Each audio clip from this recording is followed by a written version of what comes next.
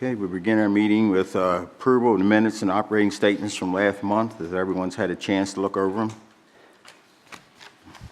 I'll approve the operating statements from January 24th, 2018. September. September. What did I say, January? September 24th, 2018. Council minutes and Quantum's financial statement for September 2018. I'll second it. Okay, we have a motion and a second. Is there any questions? Hearing none, all those in favor, ayes? Aye. Noes, motion's carried. Okay, we're going to go to the mayor's report. I'm going to go out of the agenda here a little bit. This evening, we have Ms. Vicki Balker here. And I'm going to let her take the microphone and explain what she's going to be doing here starting next month. And I thought tonight would be a good night for that. It means we're televised, and the microphone is yours. You can introduce you and whoever. Good evening. My name is Vicki Barger. I'm a nurse practitioner, and I'm currently practicing at the Union Bridge Family Medicine. As of October 31st, Frederick Memorial Hospital has opted to close the Union Bridge Family Medicine office. However, I am going to be opening Alliance Primary Care. I'm going to continue to offer the same services that have been offered in the past. I will see patients from the ages 16 and up. My associate Terry is the administrator for the office, so if there's any questions or concerns, certainly you can reach out to either one of us. We will be there to answer any questions and help with the transition for this. I know it's going to be a big change in the community, but I look forward to it, and I hope that everyone will continue to visit us there. I'd like to set up a community room in the lobby area of the waiting room, and I want patients and I want folks of the community to stop up. I'm going to have coffee and water. I want you to come in, and I want you to feel like this is part of the community, and I want you to sit down and talk to other folks that are there. If Terry and I are free, certainly talk with us for a few minutes. We can answer any questions that you'll have, and also just kind of be there to answer questions about your own health or what you'd like to see brought into Union Bridge Family Medicine now, but also in the future as part of Alliance Primary Care. We're going to offer evening hours in addition to the regular Monday through Friday hours. So I'm going to open it up and make it a little bit more flexible and convenient for the community. And I think it's important that you have been practicing up there for how long now? Yes, I've currently been there since May of 2017 seeing patients.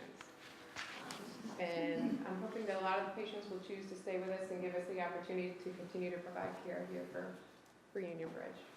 Okay, well, I really appreciate you coming tonight. And Thank you. like I say, I don't go to the doctor very often. I'm an every 2-year person for my physical, but as I get older, I know I'm going to have to start visiting the doctor's office more regular, and I'm going to stay in Union Bridge. I'm not going to travel anywhere else. Well, Perry, as I explained to you, Saying old people have to go more? Well, when we get a little more, I won't say old, but Mature. mature, Mature people, okay. you know, we need to visit more often. and I had explained to Perry that my heart is in this because of my own family had suffered a loss from someone who did not have access to health care. So that's part of the passion as to why I wanted to do this. So it's something that is near and dear to my heart, and I hope that you all will be part of that with me. I also handed out flowers Saturday. We had the Union Bridge Fire Company had their oyster fee, and I handed out some flowers over at the oyster fee Saturday. So Excellent. Thank you so much. make sure everybody sees it. Very good. Stop up for coffee and water. Yes. Alliance Primary Care, is that your business or do you align with someone else? No, it is mine. Okay. It's my business. The building is still owned by Dr. Carroll, and he and I have been in conversations back and forth, but it'll be my business. It'll be there. Okay. Not affiliated with any one hospital. It's open to the community so that you all have choices that you can make. Now, does Alliance handle a lot of different insurances, or? Yes, we'll be offering all the same insurances that have been offered, and then we'll be opening it up to a few more insurances that will be available. But on another note, I want to make sure that the community is aware that Frederick Memorial has been extremely supportive during this transition. They have offered employees to help set up different things, including, some of the equipment and stuff is going to be left there for us to be able to continue to use as well. That's great. Okay, well, thank you for coming tonight. I thought I'd take you first in case, you know, you had other business you had to attend to tonight, but just glad that you're here. Thank you so much. Thank you. Okay. We'll go down to some of the other things on my report. Chris picked up the other military banners today, and we have to get those up by the first of the month because we said we'd have all the banners up that we have. We'll have them up for Veterans, for November, for Veterans Day, and they'll stay up through the end of November, and then they will come down. And of course, the middle of the month, I think Laura has set up for the Christmas lights to go up, so she'll probably talk about that. So the banners and the Christmas lights are going to be on separate poles, so it won't be a problem there. Last October the 10th, 11th, and 12th, there was the fall conference of the MML that was held in Annapolis this year. And I say that was 3 days. They had, it was a conference just like they have in the summertime in Ocean City, but it's a lot smaller. I particularly like the fall conference a lot better because it's not as congested. There's probably a couple thousand people less than what we have in Ocean City, and it makes a nice conference. You have time for your conference. I think Ellen went down. You was there for all 3 days, weren't you? Just All 3 days. so, and they have the same programs. Of course, I attended a couple of the officers' meetings, and then they had meetings. They had one that was on climate change, and which I didn't go to that. I went to a different meeting at that time that I had to be at, and they had a conference. They had meetings, workshops on the First Amendments, and then they had ethics commission meetings, and another one that was of interest to us was they had a meeting on public information skills, how to handle and talk to the press, which I take every other month because I'm on the public information officers meeting with the fire company. We have a meeting every other month, so that was pretty interesting for those 3 days. Didn't give you much time to mess around, so we did take care of that.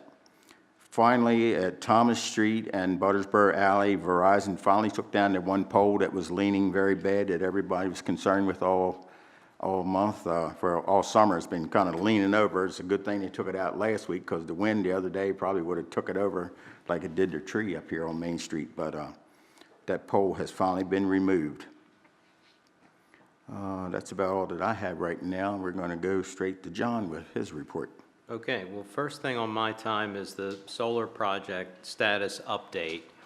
And of course, you all know there was a public hearing last Thursday evening, and many of you attended. But there has been a development that we didn't know last Thursday evening that I want to bring you up to date on. You all know that the proposal for a pilot had been submitted to the county staff with promise that that would be presented to the county commissioners. That did in fact happen. We got I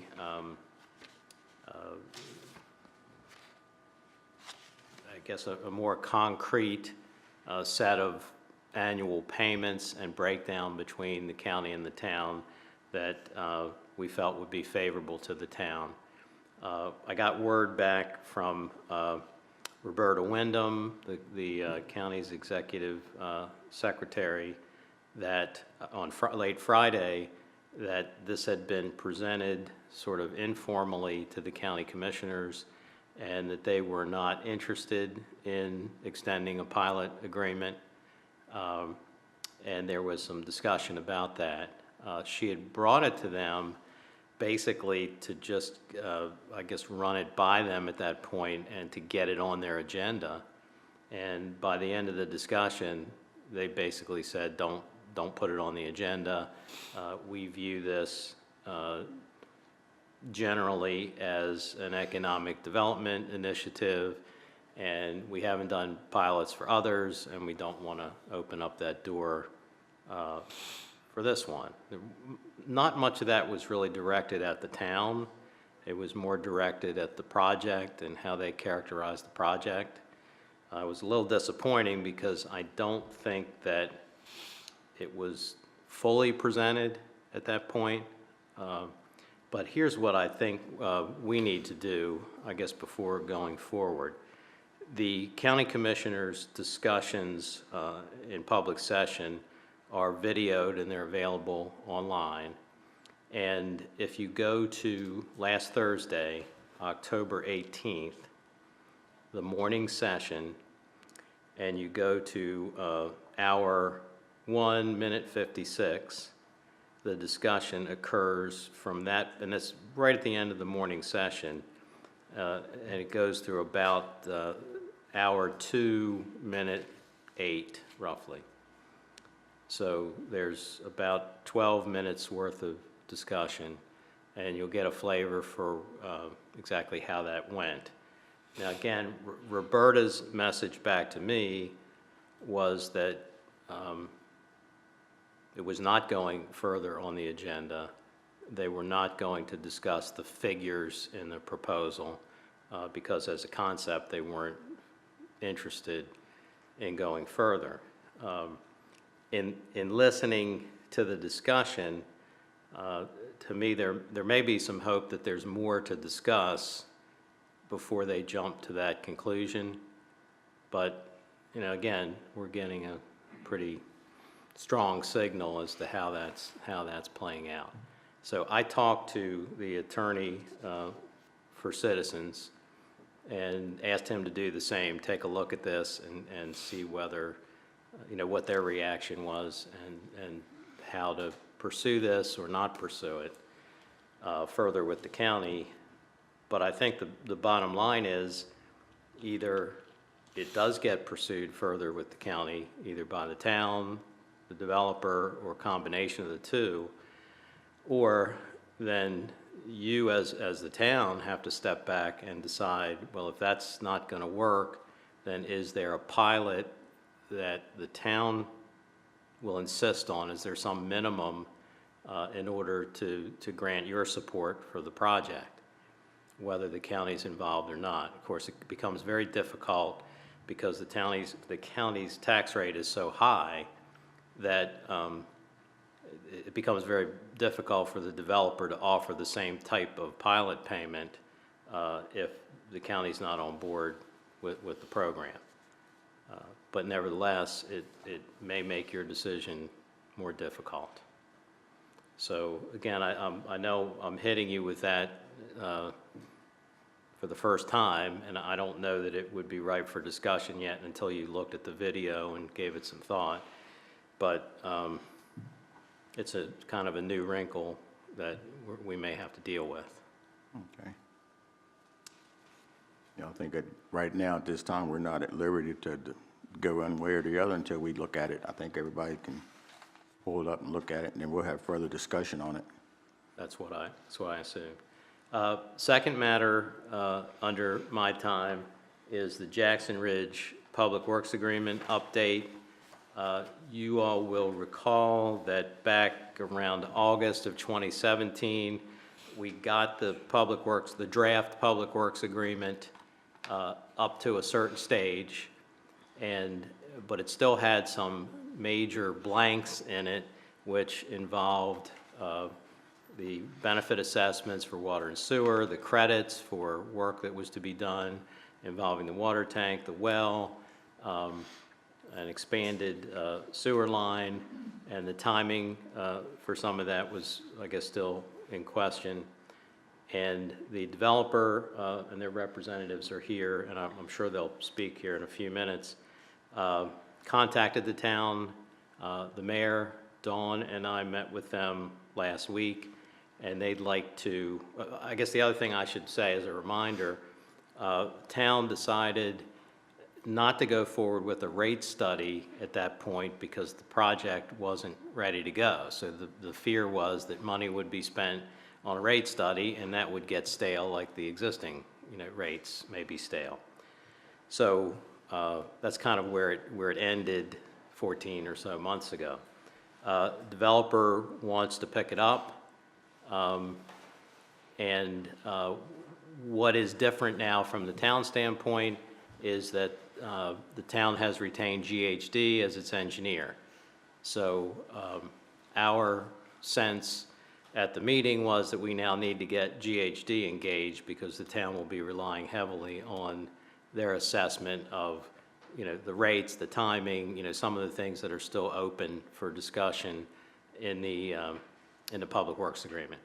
So it's the same agreement that we left off with, but we're looking to sort of fill out the blanks and define some of these important issues. We have a meeting scheduled with GHD, between the staff and GHD, for this Thursday. Right. I will be providing GHD with some of the background documentation, the prior rate studies, the Public Works Agreement itself, just to orient GHD. And I assume at that point they'll let us know which division or which people within GHD would be the appropriate people to run the lead on, on this project.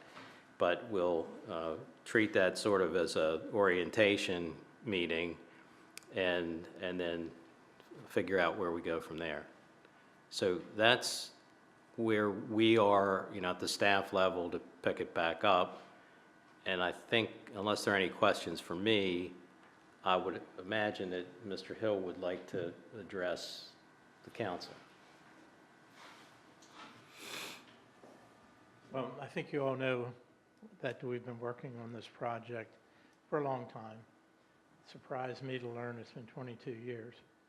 But I think the economy has reached a point where we have major national builders that are interested in building in Union Bridge, and we are interested or anxious to see if we can reach consensus and agreement on the open issues in the Public Works Agreement.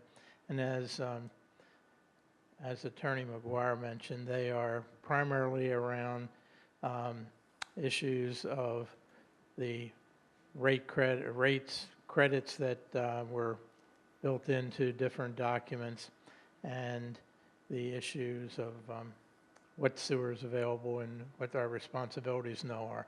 So we see this as a light at the end of the tunnel, and it's been a pretty long tunnel.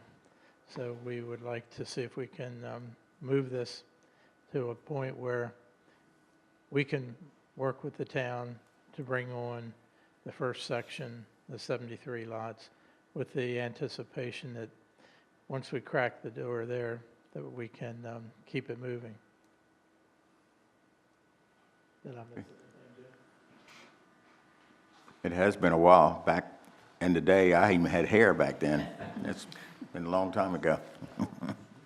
So I guess we'll know a little bit more after we have our meeting on Thursday. And we'll try to get that rolling as quickly as possible so that, I think ours is what, 1:30 Thursday or something like that? Yeah, Thursday afternoon. Yes.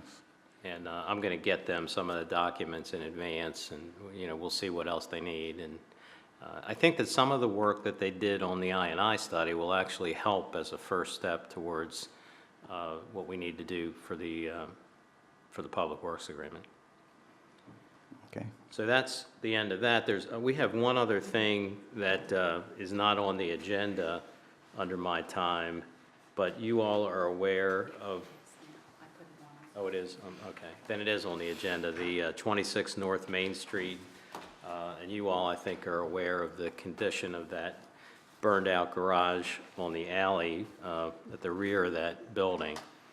And I will add one other thing. We prepared an order that would give the owner a designated period of time to tear down and restore that property to a safe condition. And if the owner did not do that, that would give the town the right to do that at the owner's expense, which would then become a lien on the property.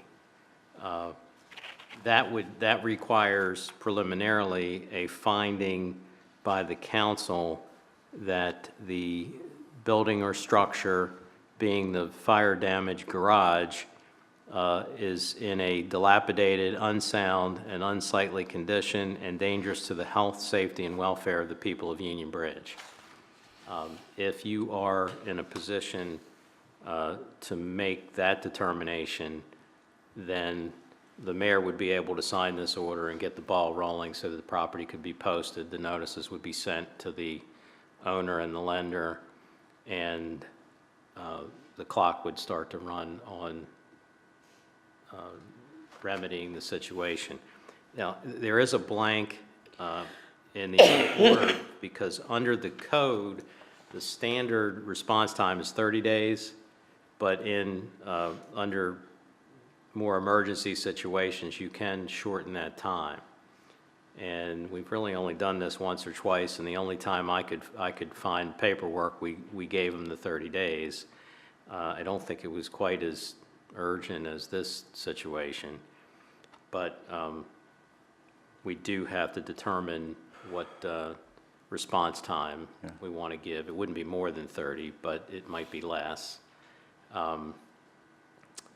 And the other thing that I kind of sort of stumbled over is that this property sold at tax sale about a year ago, so it looked like there might be some issue with who the owner is and what was happening.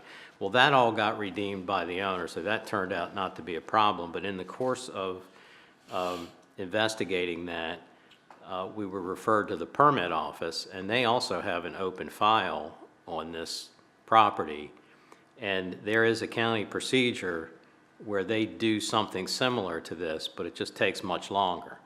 So in talking to the inspector that was familiar with the file, he said that some of the other towns, the towns do it because there's less red tape and it gets done when it needs to get done.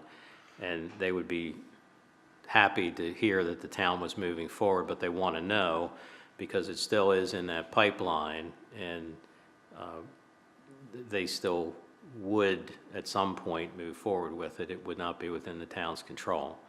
So when we started into this, I wasn't aware of that. I don't think anybody here, I know Dawn wasn't aware of it. I don't think the mayor was aware of it. No, I was just going by our ordinance and our charter. So just as a matter of disclosure, if that makes a difference, then that's out there as well. Yeah, well, the property, tonight was 2 months ago. It was at our July meeting. After our meeting night, that building caught on fire. The owners or whoever that are living there have done nothing to the property. And on the, I guess the south side of the building that hangs over the old bank parking lot, it's falling out more and more all the time over that parking lot. Yesterday morning, had to pick up a bunch of tin and debris that was laying behind of it that had blowed in the back alley. You couldn't even drive up the alley, Buttersburg Alley, so I removed a bunch of that stuff back off to the side of the street so traffic could get up and down the alley. And the people I spoke to them, they said, well, we don't have any money, we can't clean it up and everything, but there's 2 old cars in there that have been burned up during the fire. And the building is sitting there, and if anybody goes by, it is very dilapidated. It is a health hazard. It's a safety hazard. I mean, and there's kids and people that walk up and down that alley all the time, and people drive up and down that alley, and I'm just afraid that it's going to continue with the wind and wintertime coming and the snow. It's going to fall down, and it's unfortunate that we have to go that route, but it has to be taken care of. And I'm thinking it's been 2 months already, and they haven't done anything. I think we have to shorten up the time period and give them a little bit of a push if they don't take care of it. Unfortunate, we'll have to do it and put a lien on the property. I wouldn't say wait 30 days. We've been waiting 2 months. That's what I'm saying. We need to shorten the time. You ought to start like next week to get rid of the place. I think John has in here, we can go 10 days we want, and I think they've had enough time to do something. Yeah, there's a separate part of the code that deals with like the cars and the debris. It's a little bit different than the building part. And that's a 10-day turnaround. So I think we ought to go at least 10, if not a little bit, maybe 15, just so we don't Right. have an inconsistent order on the two. But, I mean, the ordinance does not technically doesn't limit you, so I guess we're just, trying to be reasonable under the circumstances. And I've seen it too, and it would be reasonable to shorten the time, because I agree that I mean, when I drove by it, I was sort of ready to It's- cover it's- my head. It's 2 months tonight. I mean, well, I don't know its exact date, but when we had our July council meeting, after we left here that night is when that building caught on fire. Okay, well, what we need, if we're going to pursue it through this order, a town order, is that the council find that it is in a dilapidated, unsound, and unsightly condition and dangerous to the health, safety, and welfare of the public. We need that. In a motion. A motion and a finding on that in order to go forward with the order. Okay. I think everybody's seen that, so I'm hoping somebody wants to make a motion to that effect. I'll make a motion that we do everything John said. And I'll second it. All right. We have a motion and a second. on And the are we floor. saying 15 days? Is that? Yes. That sounds good. Okay. Are there any questions? All those in favor, ayes? Aye. Noes? Motion's carried, so. Okay, we'll get that to Mayor Jones and we'll get it served and posted and on its way. Okay. All right. That's, That is, yes, that's all I have. okay. And let's see, our circuit rider in here tonight, we just have just some updates that are wrote there. Okay, we're down to public comments and concerns. And at this time, gentleman just came in, Brian Levine. I would like Brian to come up and come to the mic and introduce himself and talk about another project that we have going, hopefully that's going to take place in Union Bridge. Yeah. Hi, everybody. How you doing? State your name and Yeah, this. my name is Brian Levin. I'm a filmmaker. Let's see if I can get this thing up a little bit. I'm a filmmaker. I grew up in Carroll County. I was out in Los Angeles for about a decade, writing and producing content for television companies and film studios. I recently moved back to the state, and I was driving around the county. Remembered that I like Union Bridge, the look of it. It's a nice looking town, and all the fields and everything like that. And I had an idea for a movie. This is about a year ago, so I started writing it. One thing led to another, and I thought Union Bridge would be a good place to shoot it. So I established a team for people from New York and Los Angeles and also from Baltimore and some people from Carroll County as well, of a crew of about 15 people. It's a small crew, a small budget production, something that you would like see at Sundance or something like that, or if you go downtown to see the Charles Theater or something like that, a movie like that. And we have actors and actresses who, some of them are from Baltimore. We're working with John Waters, casting director, Pat Moran, who did all of John's movies and had worked on The Wire and everything like that, to cast people locally. And then I'm working with agents and managers in New York and Los Angeles to help bring in some other talent from there. The shoot's going to be 3 weeks, 5 days a week, probably about 9 hours a day. And we'll be shooting mainly around Union Bridge area and a little bit in other places in Carroll. It's not a big production. And we're going to, really make sure that we're not in anybody's way, and we encourage, people in the community. I think I'm going to try and open it up to some extra casting and things like that to try and see if there's people in town who might want to be extras in the movie and things of that nature. So I've talked to you guys about that, but I think we're planning to start a week from today. So crews are coming into town in about 3 days. Actors and actresses are coming in after that, and then we'll start production. But I'm happy to take any questions or comments or concerns or anything like that. Okay, I know in the back we have Mrs. Staley, the one farm that we looked at last week. I know she has some questions for you. You might want to, I think you two might want to discuss some of those issues, outside or in the back room or something amongst yourselves. But Okay, great. we spent, was last week one day, we spent a couple hours just touring all around Union Bridge, Mrs. Staley's farm, Hard Lodge, or not, we went out by Hard Lodging, we went up to Pike Creek Friends Quaker Church up here, and Bill Powell talked to him the other day and told him about it. He wanted to give me a key to the church. I said, no, when he gets ready, I'll let you talk to him. You can get the key. I don't want the key to the church. But they're all excited about it because the church has a lot of old history there. Yeah. So we spent a couple hours just touring around town, and I'm glad it's going to happen in Union Bridge. It's going to be kind of exciting. I really don't want to be in the movie, so anybody else wants to be in the movie, help yourself. So. We're going to shoot down at the train station. Ruttersburg Inn, general store. We're going to incorporate, some vendors from the town and locations.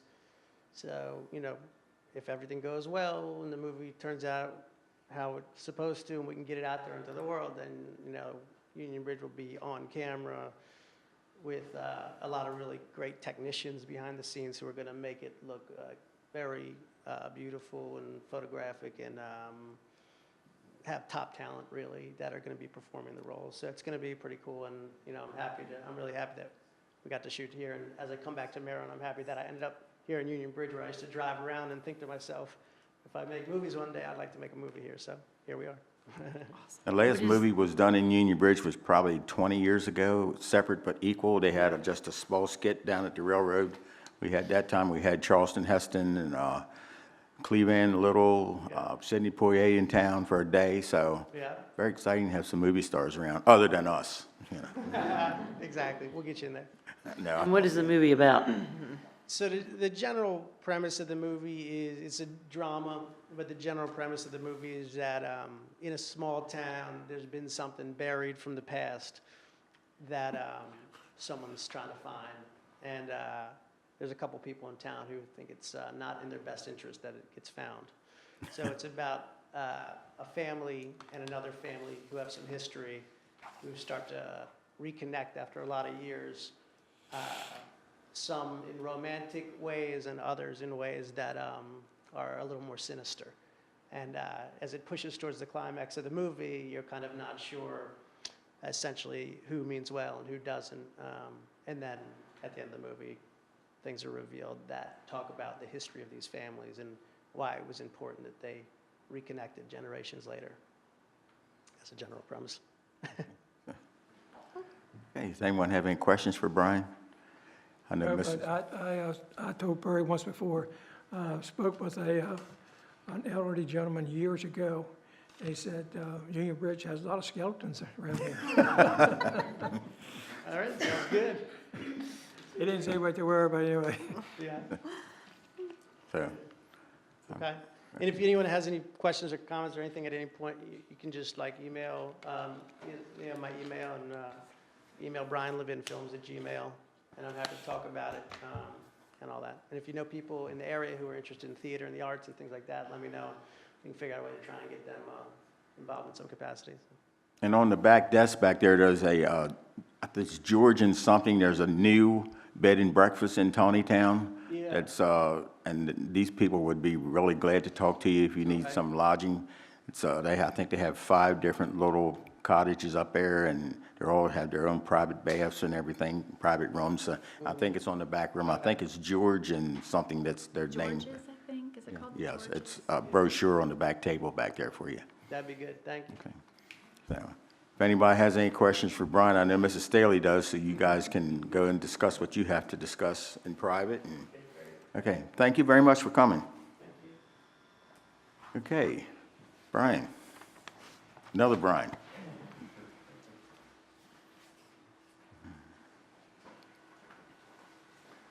All right, good evening. Between the dates of September 24th and October 21st, the Sheriff's Office responded to 37 calls for service within the town limits of Union Bridge. Out of those calls, only 6 required a report, which were the following. On September 25th, at approximately 4:30 p.m., deputies responded to the unit block of South Main Street in reference to a late reported assault. Investigation revealed that a boyfriend and girlfriend were involved in a physical altercation the night prior. Marks were observed on the female, who was uncooperative with the investigation. After reviewing the case with the Carroll County State's Attorney's Office, charges were filed on the male subject, and the case was closed by arrest. On September 30th, at approximately 12:35 p.m., deputies responded to the unit block of South Main Street in reference to a disorderly subject. Investigation revealed that the incident was over a child custody issue. All parties involved were referred to the District Court Commissioner to file a peace or protective order. Case was closed. On September 2nd, at approximately 3:36 p.m., deputies responded to the unit block of North Main Street in reference to a reported overdose. Investigation revealed that no overdose actually occurred. However, a juvenile was upset and had caused damage to the residence. Juvenile was referred to the juvenile referral was completed to the Department of Juvenile Services for the charge of malicious destruction of property. Case was closed by arrest. On October 9th, at approximately 10:16 a.m., anonymous caller reported that they observed what they believed to be a marijuana plant in the yard of a residence in the unit block of South Farquhar Street. Investigation revealed that a marijuana plant was observed in the yard of the residence from the sidewalk. Due to the fact that the owner was unknown, the plant was seized for destruction and the case was closed. On October 18th at approximately 01:04 a.m., in the area of West Locust Street and George Street, a traffic stop was completed on a vehicle for an equipment violation. Upon contact with the occupants of the vehicle, an odor of marijuana was detected. A search of the vehicle was completed where 18.8 grams of marijuana was located. Both occupants were issued civil citations for possession of marijuana less than 10 grams. Case was closed by arrest. On October 20th, at approximately 6:10 p.m., deputies responded to the unit block of South Main Street in reference to a domestic assault. Investigation revealed that an argument over juvenile disciplinary action, which escalated to a physical assault between boyfriend and girlfriend. No injuries were observed, and parties were referred to the District Court Commissioner's Office to file for charges and/or a protective order. Case remains open. Other notes: Halloween is fastly approaching, which will be on October 31st. For parents, just some safety tips: decorate costumes and bags with reflective tape and stickers, and if possible, choose light colors. Choose face paint or makeup whenever possible instead of mask, as it obstructs the child's vision. Have kids carry glow sticks or flashlights so they can be seen. When selecting a costume, make sure that it is the right size to prevent trips and falls. Also, cross the streets at corners using light signals and crosswalks. Drivers, please slow down and be especially alert in residential neighborhoods. Children are excited on Halloween and may move in unpredictable ways. Take extra time to look for kids at intersections and near the curbs, and enter and exit driveways and alleys slowly and carefully. Also, daylight savings time is ending on November 4th. So please make sure you turn your clocks back before heading to bed on November 3rd, and it is also recommended to check the batteries in your smoke detectors. And all that, we think we need a movie in Union Bridge. My gosh. Okay. Yes, please beware of your smoke detectors, because the old smoke detectors that you have now where you change the batteries every year are no longer even legal to buy. They're all the new 10-year smoke detectors that have permanent batteries in. You mark them when you put them up. You don't have to change them every year with new batteries. They're 10-year lifespan, and you take them down, you throw them away, you put a new one up. So the old ones that you used to have, you can still put your batteries in, but once they go bad, you will not be able to replace them with that style smoke detector or whatever. So all the new ones are out now. Okay, we're ready to go with anyone else, public comments and concerns? Sherry, Bonnie? Jim, you have? Quick question. Yes, Jim Pye. What are the town's plans to move forward with the iodine study now that it's completed? Understand there's probably a review that's needed and a workshop. Is that the plans? Yes, we have workshop November 12th. We'll be discussing that. With GHD? I don't know whether they'll be here. Well, we'd have to make some decision what we want to do with the cost. So we'll definitely be. Appreciate it. Okay. As far as I know, we're still waiting for Mike to explore funding options. So have we heard anything more? No, we're still waiting. Talking to USDA. Yeah, I mean, We I'm, still have some questions about the study. that we're Okay. answering. so I'm not sure council will be ready to roll up your sleeves Waiting until on you some have- grant information to come back from Option there. USDA, and they're slow sometimes, so we can give them a little nudge, and I don't know how we do that, but We've been working on it. yeah. Talk to our delegation, see if they can give them a little push. We're in need of grant funding. Okay, we'll start with Ellen. Well, I attended the fall conference on the 10th, 11th, and 12th. The seminar that I attended on the 10th was very interesting. It was Tools for Transforming Blighted Properties. And I've got some information and some references that I'll pass on to the rest of the council at our work session. And then I attended the DVP chapter officers meeting. And on the 11th, I attended the municipal budgeting seminar, which was very interesting, very detailed, and very long. And I give kudos to Dawn for working on our budget. I also attended the Small Town Forum. The first and most important issue being faced was the issue of chickens in small towns. And it sounds funny, but chickens, you know, bring with them their droppings and diseases, and it isn't a big issue for a lot of small towns. There was also some discussion of the MDE requirements that are being forced on small towns for stormwater management due to the permits. And then on Wednesday, I took the First Amendment updates for municipal officials, which was a very short time period for an extreme amount of information. So it's a lot to digest.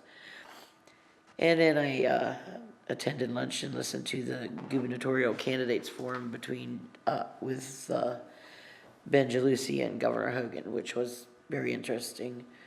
I thoroughly enjoyed Governor Hogan talking about how the municipalities and the governor's office have worked together to do the things that have been accomplished.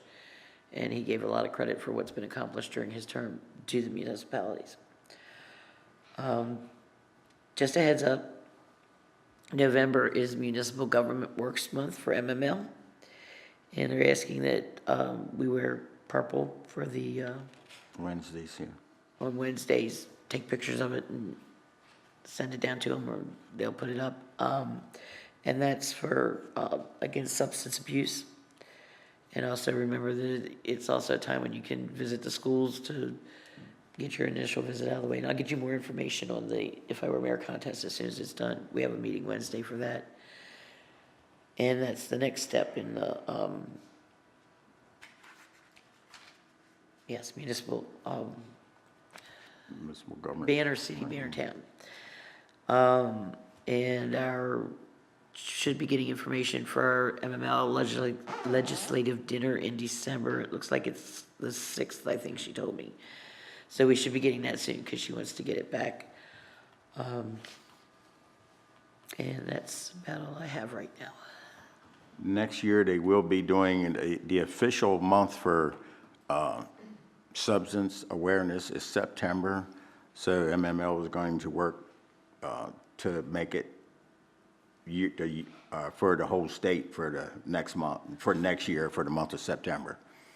Rather than this year, everybody's working for November, but the official month is September, and we're going to try to go for that for the state for next year. So there are some people that are going to put, like we did for the veterans, they put green lights on for veterans. They're requesting, if you want to, you can put purple lights up for the month of November for substance abuse awareness. So it's and then we do have a committee meeting next week on the opioids strategic plan that this MML is doing. So I have a meeting with them next week in Annapolis. So I'll bring that back. Okay, Laura. I had a few lights to report in town that were out, and I have a few more. The Christmas lights will be going up in November, and the lights will be turned on after Thanksgiving. Will you need more brackets for the banners, or do you have enough? I think we have enough right now. We're Okay. probably going to need some for next spring, but we'll work with Okay. that later. And Ellen, I no longer have kids at Almer Wolf, but I told them I would still serve donuts for American Education Week. So if you have the flag for me, the banner, whatever I take It's pictures here. with, it's here? Okay. Yeah. I think it's the week of November 12th, so I'll take a picture for that, for us.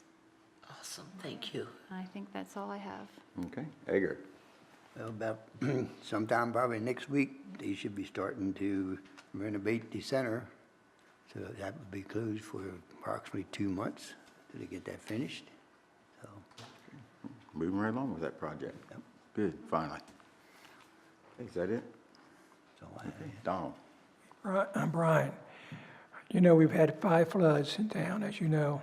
And down in the park, our trail has about 5 different locations that when it rains, we have mud on it. Anytime you get some kids free, I'll furnish the shovels for them, and I'll show them, and I'll be with them. It's not a 5-minute job, though, I can tell you. I've done it myself a few times, but it's a lot more areas now than I care to try to tackle myself. So you get some kids, just let me go. But when it's wet is the time to do it, not when it's dry. All right, thanks. And up at the garage on South Main Street, we had that void over there. That's been corrected now. And also, Kenny, I forgot to mention to you, right down about 50 foot below that on White Street, there's a pothole square. Just maybe get some of that perma patch. Unless you got cold patch or perma patch, you know. We're going to do that street next year, or some of it from the